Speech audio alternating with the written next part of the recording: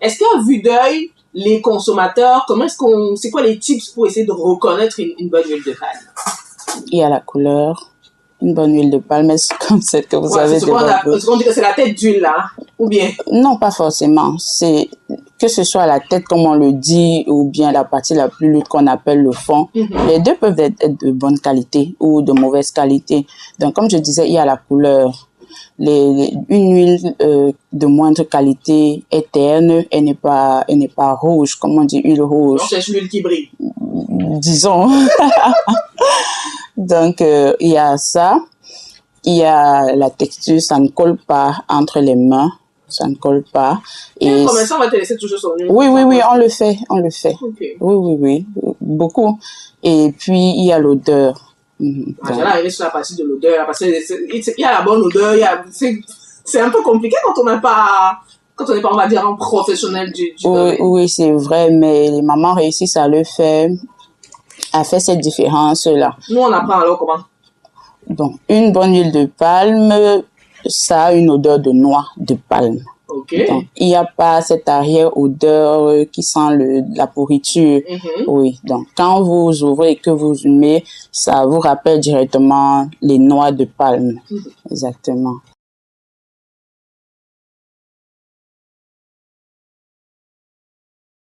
Est-ce qu'à vue d'œil, les consommateurs, c'est quoi les tips pour essayer de reconnaître une bonne huile de palme? Il y a la couleur.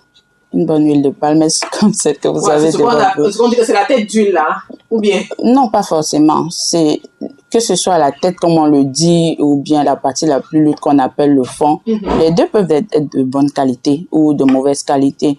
Donc comme je disais, il y a la couleur. Une huile de moindre qualité est terne, elle n'est pas rouge, comme on dit, huile rouge. On cherche l'huile qui brille. Disons. Donc, il y a ça. Il y a la texture, ça ne colle pas entre les mains. Ça ne colle pas. Et combien de temps on va te laisser toucher son huile? Oui, on le fait. Okay. Oui, beaucoup.